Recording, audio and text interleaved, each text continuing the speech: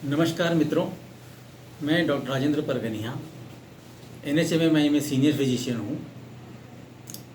आज की सिनेरियो के बारे में ही कुछ मैं आप लोगों से चर्चा करना चाह रहा हूँ। अभी कोविड की सिचुएशन हमारे देश में बहुत ज़्यादा विकराल है, मगर ऐसा पैनिक करने लायक स्थिति ऐसा बिल्कुल नहीं है। और इतना ज़्यादा पैनिक बिल्कुल नहीं करिए। जो बेसिक फ़िलॉसफी जो थी, जो साल भर से हम लोग बोलते आ रहे हैं, उसी को ही अच्छे से इम्प्लीमेंट करना है।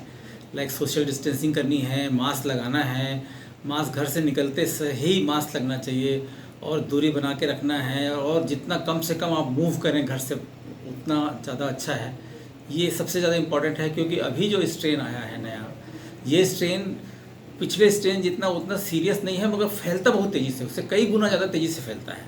और ये हवा में भी ज़्यादा देर तक रुकता है वायरस, तो इसलिए ये फैल बहुत ज़्यादा रहा है। इसलिए नंबर आपको बहुत ज़्यादा दिख रही है, मगर सीरियस केसेस की संख्या नहीं उतनी ज़्यादा है, बहुत कम है। सीरियस वही हो रहे हैं जिनको कोई दूसरी बीमारी साथ में है, तो उनका साथ रखिए। अपना वैक्सीनेशन ज़रूर करवाइए, नहीं कराए हैं तो अभी करा लीजिए। और पैनिक तो बिल्कुल भी मत करिए। और सबसे इम्पोर्टेंट चीज़ है कि आपको एक बार सिम्टम शुरू हुआ तो अब एकदम से हड़बड़ाइए मत। बेसिक ट्रीटमेंट अभी तो इवन न्यूज़पेपर्स में भी दे दिया गया है कि आपको क्या क्या लेना है। डॉक्सीसाइक्लिन लेनी है, आइवरमेक्टिन लेनी है, पैरासीटामोल लेना है। Everybody knows it. आपको पैनिक क्या करना है, क्यों डॉक्टर के पास इतनी जाने की जरूरत हड़बड़ी है। पहले दिन से आप दवा शुरू कर सकते हो। पैरासीटामोल ले लो, डॉक्सीसाइक्लिन ले लो, आइवरमेक्टिन ले लो।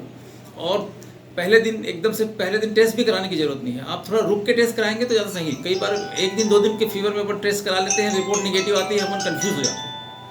आप उसके बदले में आप आराम से 2-3 दिन वेट करिए। 2-3 दिन तक बुखार नहीं जा रहा है, दवाई आपने पहले दिन से शुरू कर दिया है, उसके बाद की सिचुएशन है वो ट्राई करें। दूसरी इंपॉर्टेंट चीज़ ये है कि आपको ज़रा भी सिम्टम आया तो ऑक्सीजन, ऑक्सीमीटर सबसे इम्पॉर्टेंट है आज के तारीख में। बुखार तो अपने नापते ही हो, ऑक्सीमीटर जरूर अपने पास रखो। ऑक्सीजन सेचुरेशन नापते रहिए। आपका ऑक्सीजन सेचुरेशन 95-96 से ऊपर है तो बिल्कुल भी पैनिक करने की जरूरत नहीं है। आप घर में ही ठीक होने वाले हैं और इसी दवाई से ठीक होने वाले हैं। चौथे दिन 5वें दिन बुखार आएगा तब आप टेस्ट कराने का सोचिए, और उसके बाद किसी डॉक्टर के कांटेक्ट में आने का सोचिए। वो भी पर्सनली डॉक्टर के पास जाने की ज़रूरत नहीं है, फ़ोन से कांटेक्ट कर लीजिए, किसी हॉस्पिटल में कांटेक्ट कर लीजिए। आजकल हम सब लोग वीडियो में अवेलेबल हैं, उससे आप बात करिए।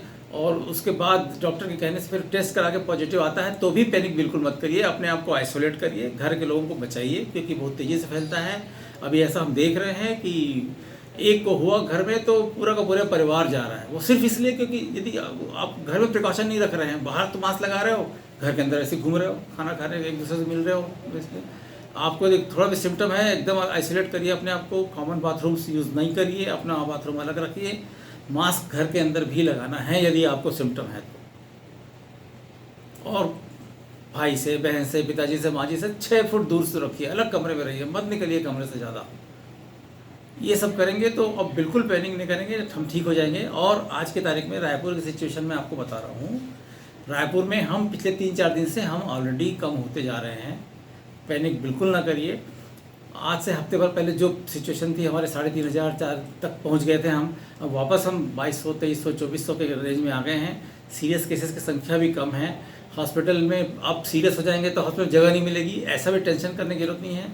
छत्तीसगढ़ में ऑक्सीजन की कोई कमी नहीं है, ऑक्सीजन हर जगह अवेलेबल मिल जाएगी। हर छोटे सेंटर्स में भी ऑक्सीजन की व्यवस्था की जा रही है।